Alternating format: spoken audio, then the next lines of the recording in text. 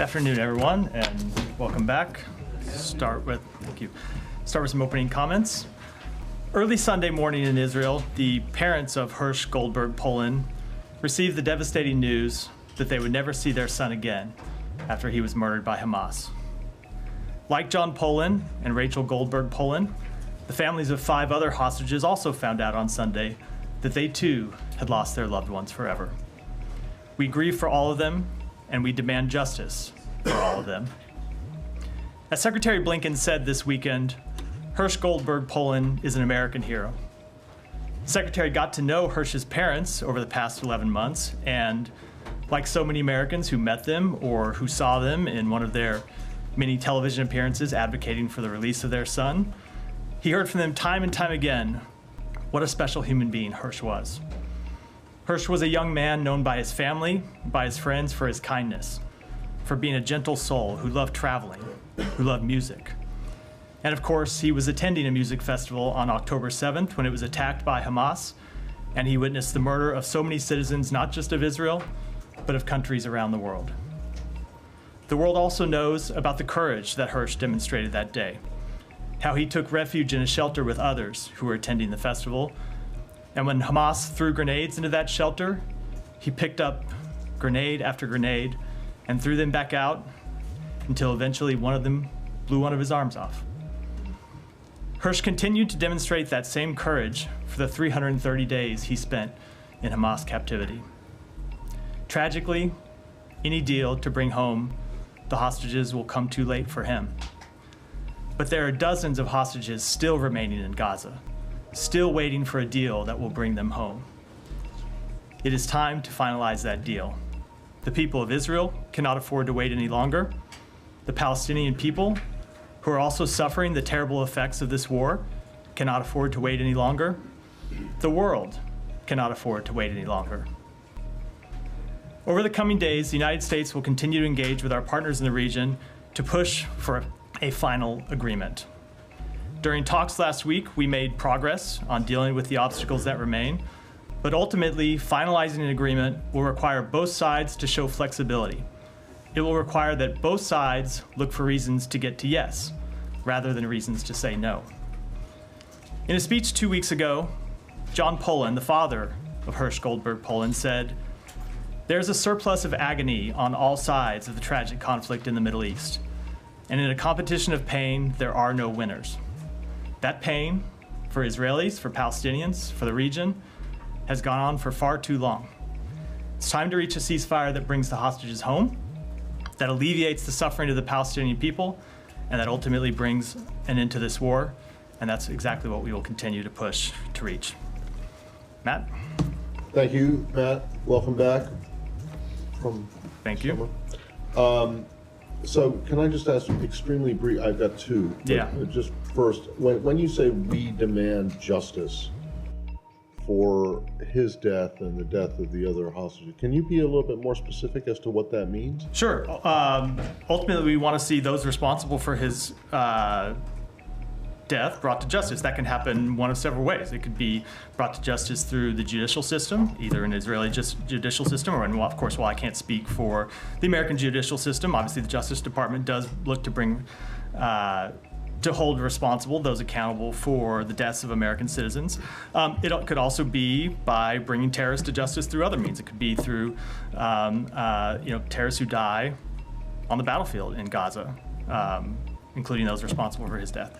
Including though, but not specifically those responsible for his death. Because do you have any hope of finding out who actually was, the individual? I don't know. Individuals who were actually responsible for them. I do not know whether we will find out. Yes, I do not know whether we'll find out exactly which individuals were responsible. But ultimately, we hold the Hamas leadership responsible for the death of Hirsch, the death of the other hostages, as we hold them responsible for the deaths on October 7th, as well as, of course, the individual Hamas members who would have been responsible for this particular murder. But not the Palestinian people. No, Palestinian of course civilians. not. Of course not. Okay, because they are bearing the brunt of what's going on right now. But in your mind, at least, that is not justice. Of course not. Absolutely not. Hostages who were killed. Yeah. Okay. Now on the talks that you mentioned, can you be I know that you won't get into the specifics of the talks, but can you be as detailed as possible about where these talks are,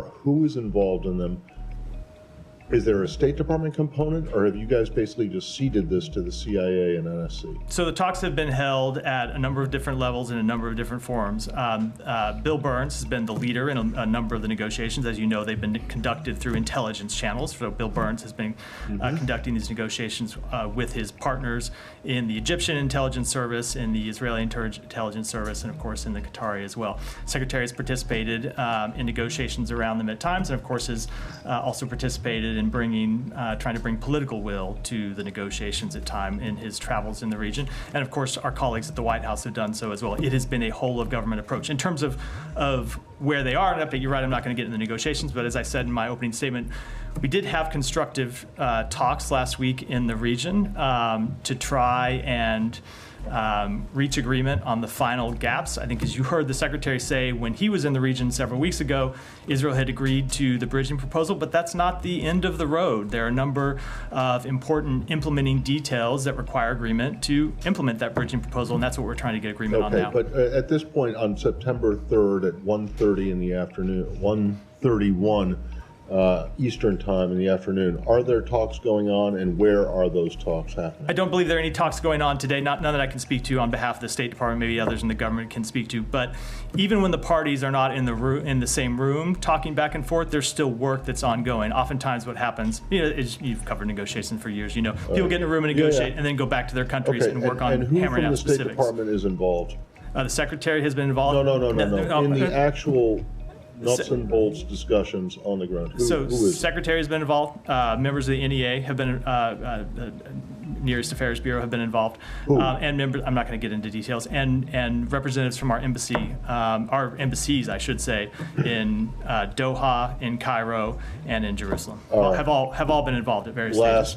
Last one. And when do you expect this new proposal, which I presume is not that much different than the last bridging proposal, but correct me if I'm wrong, when do you expect that to be presented to the Israelis and to Hamas? I don't want to set a timetable here. Well, it's like something, this week, next week? Let me just say, saying now. We are working with our partners Egypt and Qatar, who are the other mediators in these negotiations, to try and hammer out agreement on some of these issues that we think, or that we hope, would get the parties to yes, and we will present it to them as soon as we think we have something that we think can get there, or that we hope will get there. Thank you.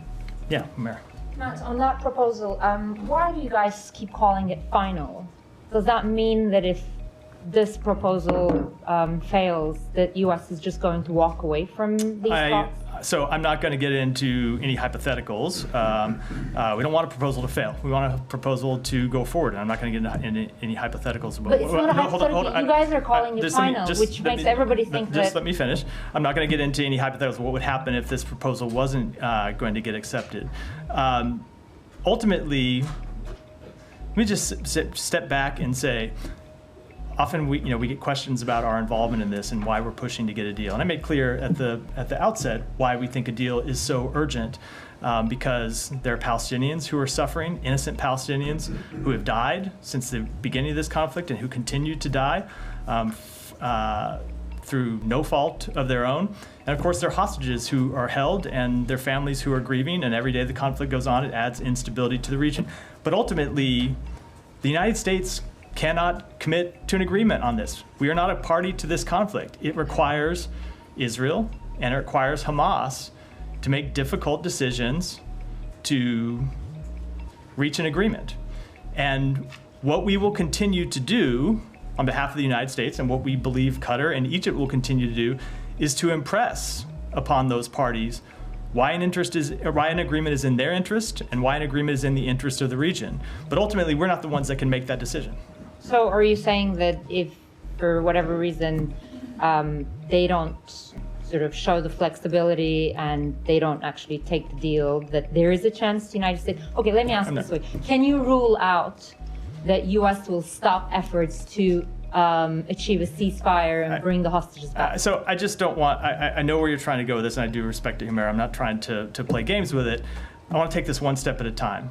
We are working day and night to try to get an agreement over the line, because we believe an agreement is manifestly in the interests of all the parties involved. We are going to continue to try and get an agreement over the line. We're going to work to put a proposal together with Egypt and with Qatar that we believe both parties should accept, and I will leave it at that for now. In light of what the president said over the weekend, does the U.S. government believe that Prime Minister Netanyahu also share the same level of urgency that you guys have? I will let the Prime Minister speak for himself. We obviously believe this is an urgent matter. One of the things that you heard the Secretary say last time when he was in the region was every day that goes by without an agreement, there are risks. Obviously, one of the risks is region-wide conflict that we've worked to try and avoid. Another risk is the continued loss of innocent Palestinian lives. But one of them, and he mentioned this explicitly, I know you were on the trip, is that hostages could die. And so that's why we continue to push for this urgency, why we continue to push for this deal with such urgency, and we do hope that all the parties to an agreement will share the same urgency. Okay, one final thing. Netanyahu last night reiterated again that Israel won't withdraw from the Philadelphia corridor, which is now the biggest sticking point in this. And it's also 100% at odds with what the Secretary has been saying for months about, no reoccupation of Gaza. I'm particularly interested in how you guys are planning to reconcile that. So we've made it very clear, as you point out, what our principles are when it comes to an ongoing Israeli presence in Israel. We've also made clear in the proposal that an ongoing thank you, Matt. An Israeli presence. It's a first, of course, first day at the podium in a few weeks. So yes, an ongoing Israeli. Actually, we have made clear what our opinion is on an ongoing Israeli presence in Israel. We're for it, just so it wasn't technically wrong. We made very clear what we believe about the possibility of an ongoing Israeli presence in Gaza, and that we are opposed to it. I will also say that in the bridging proposal that we put forward that the government of Israel agreed to, it did include the removal of the IDF from densely populated areas. That includes the Philadelphia corridor. Now, as I said, there are a number of details that require further negotiation to conclude how the parties will live up to their commitments under the agreement. I'm not going to negotiate in those public, but that's what we continue to discuss with the parties. Yeah. Can I just clarify one thing, Matt? When earlier today the White House denied that it was using the word final to describe any sort of proposal forthcoming from the United States, are you taking issue with that word, or are you characterizing? It was not my word; it's Humera's word, and I'm usually reluctant to take issue with Humera. Well, I mean, it was very smart. I'm aware. It was certainly not a term I used. Put it that way. Okay, so you wouldn't characterize whatever is forthcoming as a final or take it or leave it? I said we're going to take this one day at a time, or one step at a time. Okay. On the hang-ups, it's been well reported that virtually the entire Israeli national security establishment disagrees with the Prime Minister that maintaining a presence in the Philadelphia corridor is necessary in order to forestall a resurgence of Hamas fighters. What is the U.S. position on that? Does the U.S. believe that a military presence, permanent, is necessary to forestall that, or does it agree with the defense minister and others in the national security state? So let me say a few things which I think you'll probably find unsatisfying. Number one is that maybe I'll be wrong. Number one, we absolutely believe that it is in the interest of Israel, and it's in the interest of Palestinians in Gaza as well, that Hamas not be able to smuggle arms in across the Philadelphia corridor. That is absolutely in the interest of both parties. But we are opposed to the long-term presence of IDF troops in Gaza. We've made clear that we are opposed to the reoccupation of Gaza. That said, when it comes to the actual details, I'm not going to get into them here. I think you can understand, because this remains the subject of negotiation, how we would get from the proposal that the president put on the table, that the president made public, and through the final stages that we hope that we are in now. It just wouldn't be appropriate for me to discuss those details publicly. I don't mean it as a political question. I just mean it empirically. Like, do you believe the job can be done in the way that the national security establishment in Israel does? I fully understand the question. I just don't think it's important. It is wise or helpful for me to get into those details publicly now. Okay, to follow up on Matt's line of questioning about Hamas leaders being brought to justice, I mean, the president said that Hamas leaders will pay for their crimes. You've walked through what that might look like, but when might that happen, considering you need Hamas's leadership sign off on a potential hostage and ceasefire deal in the near term? So when do you expect this justice and this payment for crimes to be delivered? I'm not going to put a timetable on it, but I think the United States has shown that we have a long memory when it comes to bringing to justice those responsible for the death of American citizens. Okay. Has the U.S. entertained in any serious way a unilateral agreement with Hamas in order to secure the release of American hostages still being held? Our entire focus has been on securing an agreement to get home all the hostages. That, of course, includes the American hostages.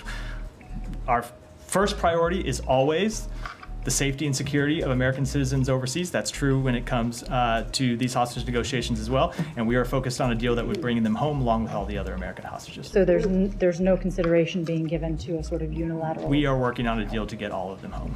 Okay, I have one more question on the UK's decision to suspend some arms shipments Go ahead. to Israel. Has that... You can have 8 questions. I'm sorry. We've all been gone for a while. We haven't fair. been briefing a while.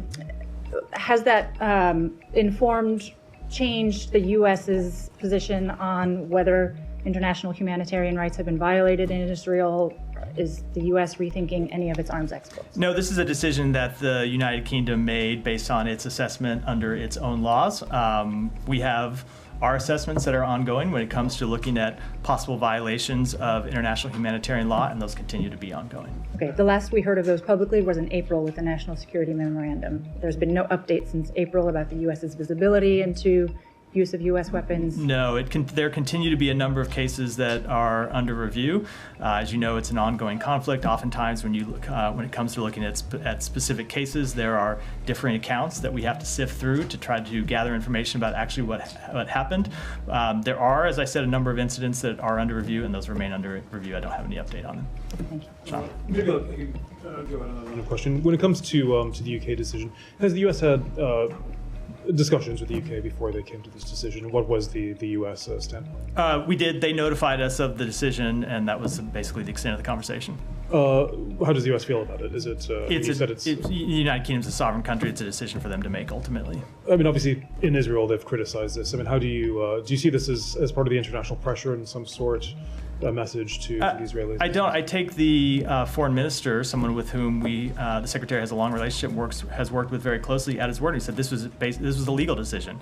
They had a legal framework that they needed to apply. They applied that legal framework, and it led them to this decision. And it's of course appropriate for them to make their own legal judgments based on their system and their laws.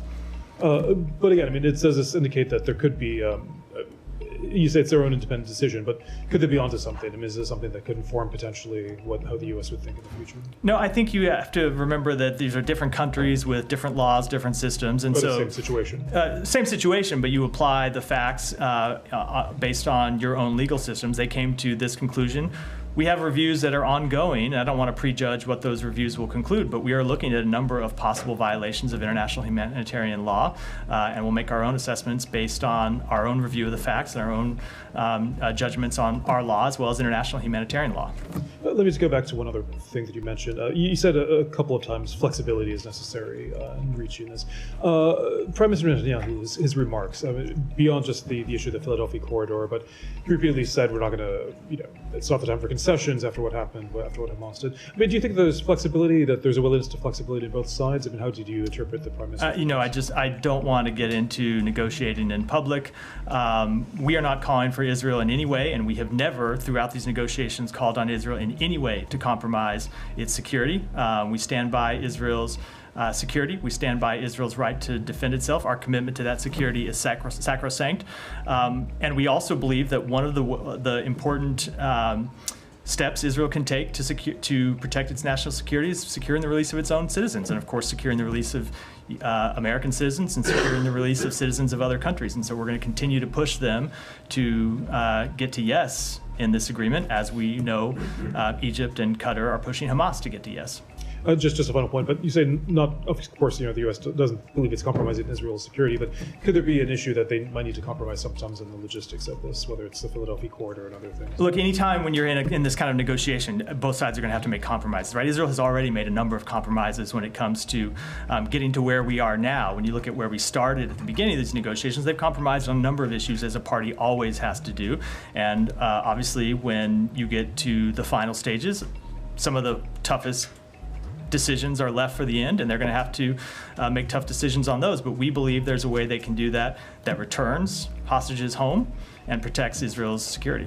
Can you put out a list at some point of what the compromises Israel has made, specifically what those compromises are? I think it's tough to do in the middle of a negotiation. No. Maybe prior to this. Well after the fact. No. I'm talking about over the past 11 months. So in the context of Are you the talking about negotiation, I was compromises talking in about. terms of allowing humanitarian aid? No, I was talking about in the context of the ceasefire negotiations and the final deal. There are a number of places in which they've made compromises. Can I just expand off of Olivia's question for 1 second with regard to wanting Hamas to pay for the death of the hostages? Can you just help us understand, without getting into specific plans, the sequencing that the U.S. envisions happening here? Do you hope for Hamas to pay first, or do you hope for a deal to come to fruition first? So it's a difficult question to answer. We want to see a deal as soon as possible, but our call for justice for the leaders of Hamas did not start on Saturday. It started on October 7th, right? So we have been calling for the leaders of Hamas and those responsible for the crimes of October 7th to be brought to justice since October 7th. Now we will add to the list of particulars the death of an American citizen, which the world found out about Sunday morning in Israel, Saturday night here. But we have been calling for Hamas leaders and anyone responsible for acts of terrorism to be brought to justice since October 7th, and of course, in other cases, well before October 7th. So essentially, you're pursuing both of those goals, and whichever one comes to fruition first is the one you'll go with? They are. I think it's a mistake to think of them on like parallel tracks. We have long called for Hamas to be brought to justice. That continues to be an overwhelming priority of the United States. I think it should be an overwhelming priority of the world to see Hamas brought but to the justice. U.S. hasn't put boots on the ground in Gaza to go after any of those Let me say it this way. leaders. Look, if the leadership of Hamas was not in place, you'd have an easier time getting to a ceasefire, I think. If Hamas was not in place at Gaza at all. That's not the reality we face, so we have to face this reality where we, at the same time, we want to bring the leaders of Hamas to justice. We are also trying to pursue a ceasefire because they're the ones, of course, who are the terrorist organization in Gaza that continues to hold American citizens and others hostages. So after this weekend, though, it is striking that you guys have repeatedly, talked about bringing Hamas to justice and making Hamas pay in recent days. Is there any change in the way that you pursue that goal? Would the U.S. consider giving any more resources to Israel to accomplish that goal, or putting any boots on the ground, anything like that? No, there's been no change to our strategy. And then to the Philadelphia corridor, just for a second, it's obviously a central sticking point. Does it have to be part of the next proposal? Has Hamas been very clear that without an agreement on the presence in the Philadelphia corridor, nothing can go ahead, or could you guys consider leaving that out of something? I'm just not going to get into that level of detail from the podium. Okay, final question for me. U.S. elections coming up. Have you seen any indication that either side, Israel or Hamas, are looking to those elections and factoring into the way that they approach these talks? Not that I'm aware of, no. Can I follow up on this? And I have a couple of quick questions. When Israel called for justice against Hamas leaders, they actually assassinated Ismail Haniyeh. So when you're calling for justice against Hamas leaders, you're not calling for assassination of the leaders, because that's against U.S. policy. Just want to clarify that. Correct. But I will say U.S. policy, when it comes to U.S. policy, we have long made clear that our first priority when it comes to terrorists is to see terrorists apprehended and brought to the United States to stand trial for their crimes. There are times when the U.S. cannot apprehend a terrorist because where they are on a battlefield, we don't have troops there, we don't have the ability to apprehend them, and so we do pursue other means to bring a terrorist to justice. That's true for Israel, it's true for other countries as well. Okay. Well, I guess that's the same with Bin Laden. That's probably what you're referring Correct. to. Okay. And many others over the years. Okay. The Secretary has been to the region 9 times. Can you tell us what went wrong in his understanding or in the party's understanding of why this agreement could not be reached? Till we're talking now on whether we're using the word final or not. What happened?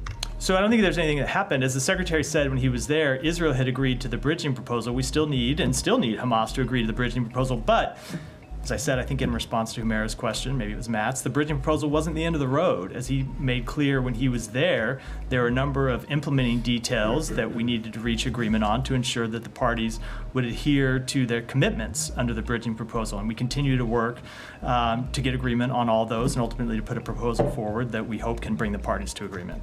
Hamas spokesman said that they've been given instruction that if an Israeli military operation is conducted to release hostages, they've been given its instruction. So I assume is to kill them.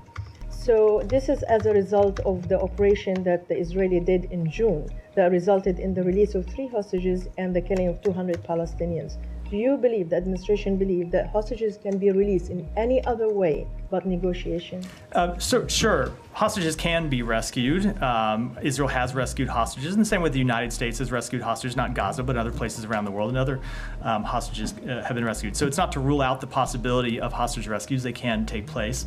But we have always been clear that it would not be possible to rescue all of the hostages, both because of Hamas's depravity and because just the sheer task of trying to find those hostages and successfully rescue them would prove something that would be too much for Israel, for any country. So we have always been clear that the path to bringing those hostages home and reuniting them with their families was at the negotiating table, not just by rescuing them. I also can't let the moment to pass just to comment on that reported order from Hamas.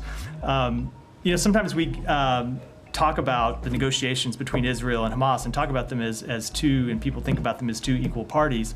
They obviously are the two parties to these negotiations, but I think when you see an order like that, it shows just what a depraved group we are dealing with in Hamas when they make clear that they will execute innocent human beings rather than let them be rescued. People who, in many cases, aren't even citizens of Israel. Recall that there are citizens of other countries who continue to be held, countries with whom Hamas supposedly has no complaint, and Hamas's position is that it will execute those hostages rather than let them be released. I think that shows what a depraved organization Hamas actually is. One last final question. Yesterday, Netanyahu showed a map when he talked about the Philadelphia corridor.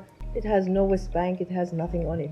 Is this kind of normal that he shows a map with just Israel on it? There's no Palestinian existence? I'm not going to comment on the... I'm just saying, is that normal for you? So I'm not going to comment on the Prime Minister's press conference. We have been quite clear about our position when it comes to Gaza, when it comes to the West Bank, when it comes ultimately to a two-state solution.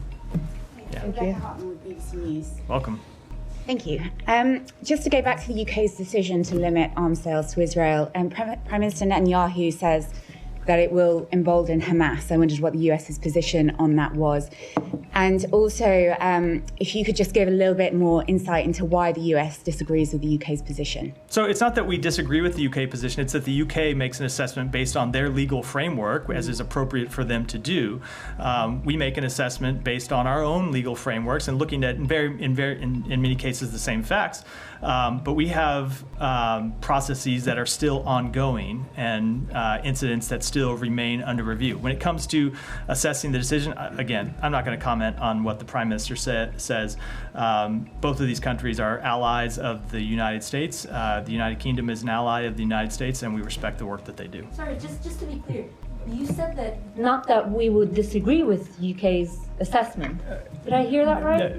So you don't disagree with UK's My point is assessment? they're making an assessment under their law. What I mean is the decision that they made under their law Okay. to suspend arms. That is a decision for them to make based on their assessment Okay. of UK law. I'm not discussing, And- hold on, I'm not discussing the underlying determinations. We have our own reviews that are going.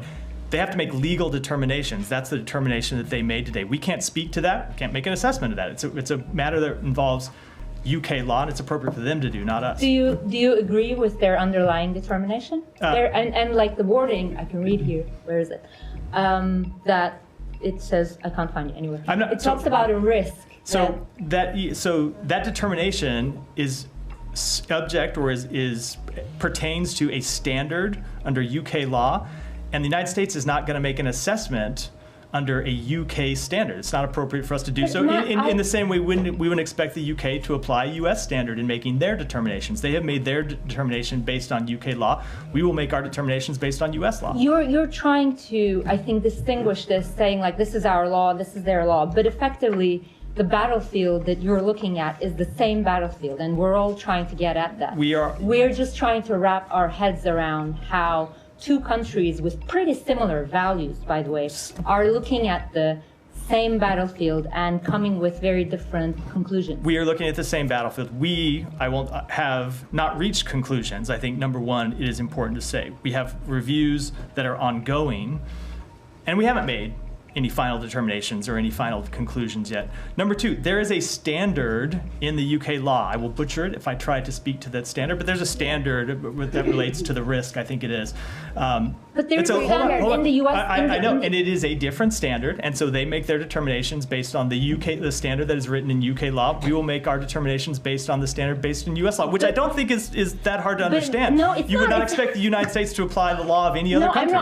That's not what anyone's suggesting, but you have conventional arms policy. The wording there is like, it says the policy aims preventing arms transfers that risk facilitating or otherwise contributing. And then in the memorandum of White House, there's a further definition of what risk is and how you define risk. It talks about like more likely than not. Correct. So that language is very much there. Correct. And if you're not disagreeing with their underlying assessment, that's not what I was speaking to. I was speaking to their legal assessment of UK law, not the underlying assessment on whether violations of international humanitarian law have been committed. We are making our own assessments on that underlying question, and we'll do it. So it's two things here, right? There's a question of whether violations of international humanitarian law have been committed, and then there's a question of whether you suspend arms sales if you find that violation.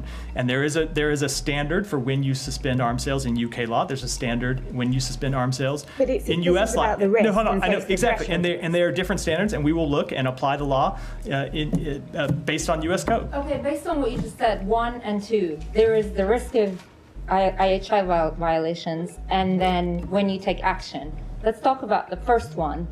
Does the U.S. see the same risk? We have said, so I can't speak to the level of risk. No, hold on. You said, hold on, just US. let me answer. When you say the same, I assume you mean at the UK. I can't speak to the level of risk that the UK sees. What I can say is when we released the National Security Memorandum Assessment, we said that it's reasonable to assess that there have been violations of international humanitarian law committed. We agree with that. What we are doing is going and looking at specific incidents to make specific judgments on those specific incidents, find if they have been remediated, if there were violations of international humanitarian law in specific incidents, what are the actions that Israel took, if any, and you have to answer those two questions before you can make those determinations under United States law. That's what we're doing. Well, can you give us the timeline when those assessments will be concluded? We will get them completed. We will get them completed as soon as possible.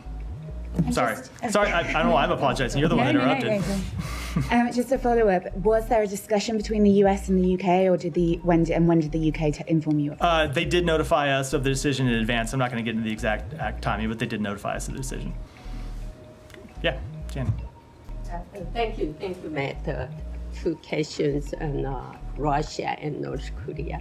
The Russian Deputy Foreign Minister announced the revision to the nuclear doctrine that includes principles for the possible use of nuclear weapons. How would you react to this? Let me take that question and get your response. The second one, North Korean Kim Jong-un said he would fully support Russia's war in Ukraine. What impact do you think this will have on a Ukraine-armed North Korea? So we've already seen the impact for Ukraine of North Korea supporting that war when it comes to transferring weapons that have shown up on the battlefield, and we will continue to take action to hold Russia accountable for its actions in Ukraine and to hold North Korea accountable for its support for that war. Yeah. Thank you, Matt. If I may change subject to Georgia, I know you discussed the foreign agent law of Georgia. Monday is a deadline for organizations to register under Georgia's foreign agents law, which is often referred to as a Russian law by the public. Do you have any update on that, including U.S. travel bans to certain Georgian officials? So the Georgia government continues to move in a deeply troubling direction, one that moves the country further away from its Euro-Atlantic trajectory, which the Georgian people we know overwhelmingly desire. We are concerned about the enforcement of this legislation for those entities that did not voluntarily register, including critical civic organizations and independent media. As part of our comprehensive review of bilateral cooperation between the United States and Georgia, the Secretary announced, as you know, we have implemented visa restrictions on dozens of Georgian individuals and their family members, including members of the Georgian Dream Party, members of parliament, law enforcement, and private citizens. And we have paused $95 million in assistance that directly benefited the government of Georgia. In response to that second part of your question, that review remains ongoing. I would not rule out further actions. And on U.S. relations to China, National Security Advisor Jake Sullivan has returned from last week's talk in China, and leaders from the two countries are expected to have phone call in coming weeks, followed by face-to-face talks. Can you talk about the top items on State Department's agenda regarding the U.S.-China relationship, and then can you give us an idea of high-level communications between the two countries, officials from the two countries, look like in September? Yeah, so in terms of issues that will make progress on, there's one overarching issue, and that is ensuring that the relationship between the United States and China, which is probably the most consequential relationship in the world, does not veer from competition into conflict. And that's why the diplomacy that we have been conducting under the President's leadership has been so critical to making sure that where there are areas of differences, we openly discuss those differences and make sure we at least understand where the other one's coming from, even if we can't reach agreement. But then there are other areas in which we hope to make progress, and those are the areas in which the President Biden and President Xi agreed to work together at Woodside in November. So cooperation on counter-narcotics, on sustaining military communications, on talks on AI risk and safety, and strengthening people-to-people exchanges. We look to continue to make progress with China on all of those issues. Related? Yeah. Thanks, Matt. Given what you just said about U.S.-China relations, over the weekend, the Pacific Island Forum removed a version of its communique that referred to Taiwan as a developing partner, which was based on a 1992 agreement allowing Taiwan to play a role in that entity leaders meeting. Now, under pressure from China, that line reference to Taiwan as a developing partner was removed from their communique, and a new one has been reposted. I was wondering if the State Department has any, if you have any comments on that. So I won't speak to the decision, to that decision, but of course our One China policy has not changed. Are you aware if National Security Advisor Jake Sullivan brought this up in his meeting with last week? So as always, I will let the White House speak to meetings that the National Security Advisor had. Alex. Thank you. Going back to Ukraine, White House shares some reaction to today's Poltava strike, which is, one of a number of strikes throughout the past week. Yesterday, the president told us that he has been clear about the boundaries of U.S. support to Ukraine, what we can do, what we cannot do.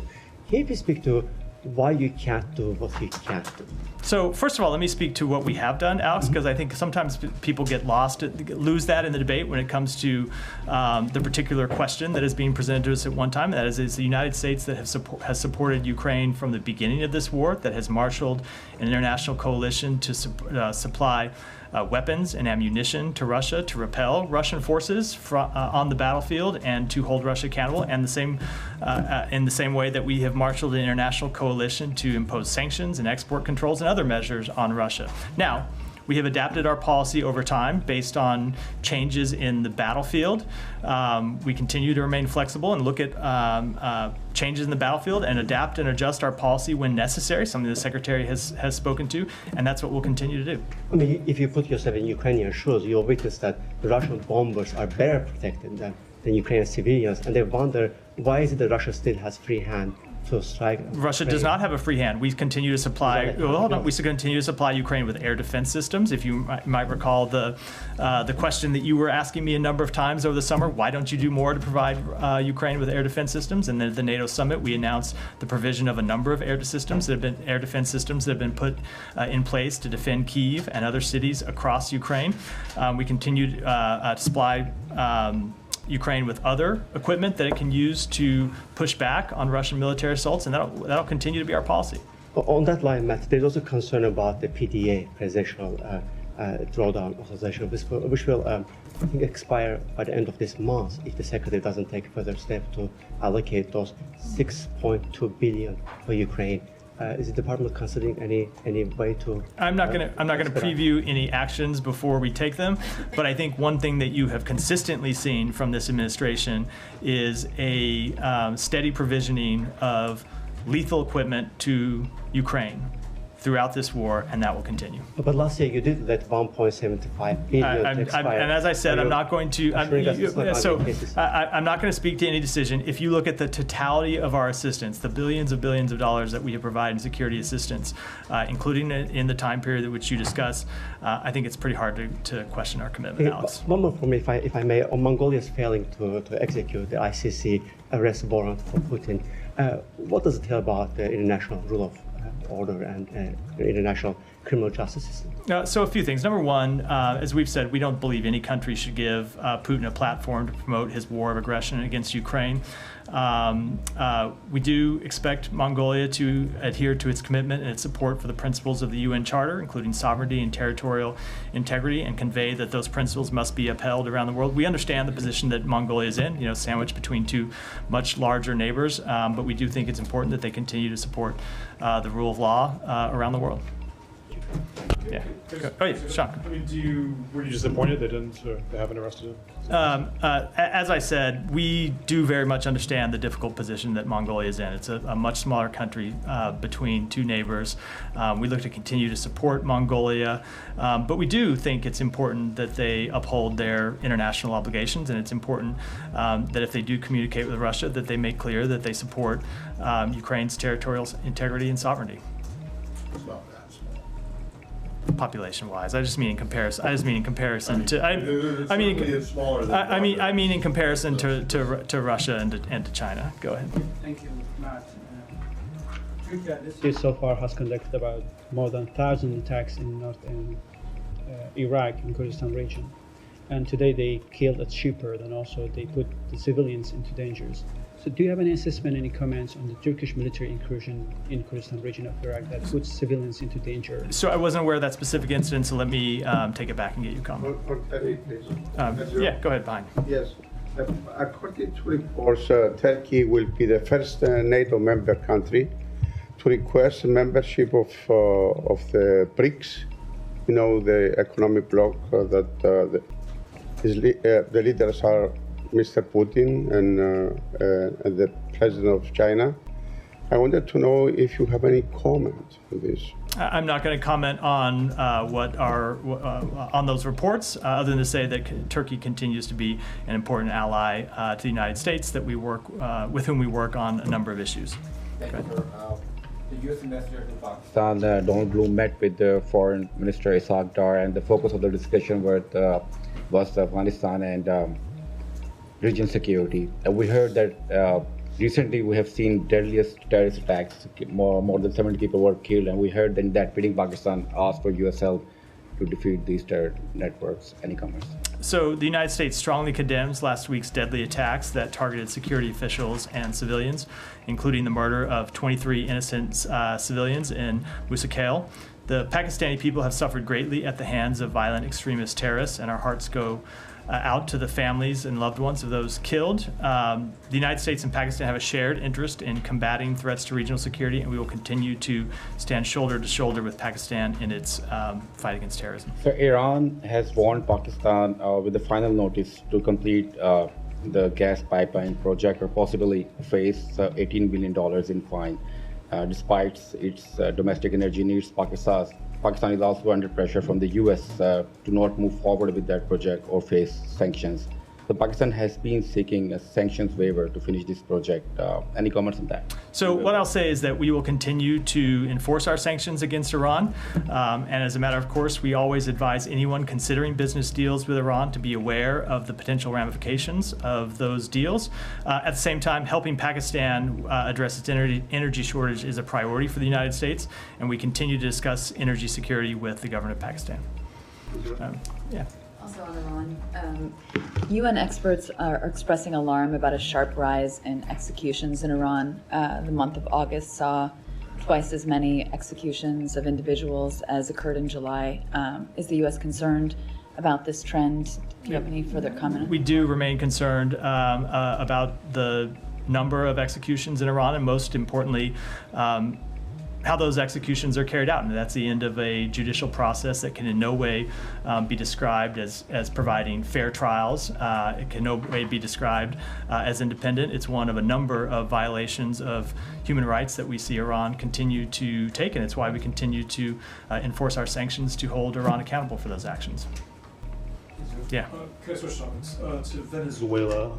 I know that Kirby had some reaction earlier on the arrest warrant for the presidential candidate for Urrutia. I wanted to ask you about that, but I also wanted to ask you about the seizure of President Maduro's airplane in the Dominican Republic. I'm sure that's a Department of Justice issue, but how do you see that in the current context of what's happening in Venezuela? Do you see this as an aspect of pressure at all? How do you expect Maduro to respond to this? What are you looking for? Yeah. So first, with respect to the first question, so we do condemn the arrest warrant for Edmundo Gonzalez for allegedly inciting violence. And I would note that it's not just the United States that's condemning this arrest warrant. It's countries in the region: Argentina, Costa Rica, Guatemala, Paraguay, Peru, the Dominican Republic, and Uruguay, who have all condemned this unjustified arrest warrant. The arbitrary and politically motivated action demonstrates the extraordinary lengths to which Nicolas Maduro will go to try and maintain power following his attempt to steal the July 28th presidential election. And when it comes to the seizure of the plane, so what I would say is that the United States enforces its sanctions, and we're always going to enforce our sanctions. And so I would look at this less related to the election itself and more about the consequences that Maduro needs to continue to feel for his illegitimate and repressive anti-democratic actions. So those are actions for which he has been sanctioned. I'm not talking about with respect to the election, that we have sanctioned him over the years. So we have imposed sanctions on Maduro and his regime for their anti-democratic actions. Those long predate his most recent anti-democratic action, and we will continue to enforce those sanctions. I know one of the lines that the State Department, the Treasury Department always have: the sanctions need not be permanent. I mean, in this case, what if he wants his plane back? I mean, what? I'll let the Treasury Department and the Justice Department speak to the specifics. Okay, but with respect to that, in terms of this, if it is an aspect of pressure, if it's specifically for the election or not, I mean, what are you looking for him to do? I mean, are there actions he could take to, So I will say, when it comes to there's two ways to answer the question. One is to look at all of the various actions over the years for which we have sanctioned the Maduro regime and Maduro himself, and we would look to see him reverse those actions. But when you look at the most acute issue, obviously it's his attempt to steal the presidential election. So there are a number of things that we have called on him to do: to stop cracking down on dissent, to release the actual tally sheets, which he still has not done, and to get Venezuela back on its democratic path, something we have called for him to do. He has not shown a willingness to do so. And so in coordination with our partners, we are considering a range of options to demonstrate to Maduro and his representatives that their illegitimate and repressive actions in Venezuela have consequences. Sure. Just very briefly, I don't know if you have anything on this because it happened quite recently, but in Uganda, the opposition leader, Bobby Wine, says he was shot and that he's saying the Museveni government is to blame. Do you have any commentary whether you think this is accurate? Any comments? So I did see those reports just before I came out here a few minutes before. We are concerned that violence against opposition voices means the democratic space continues to shrink in Uganda.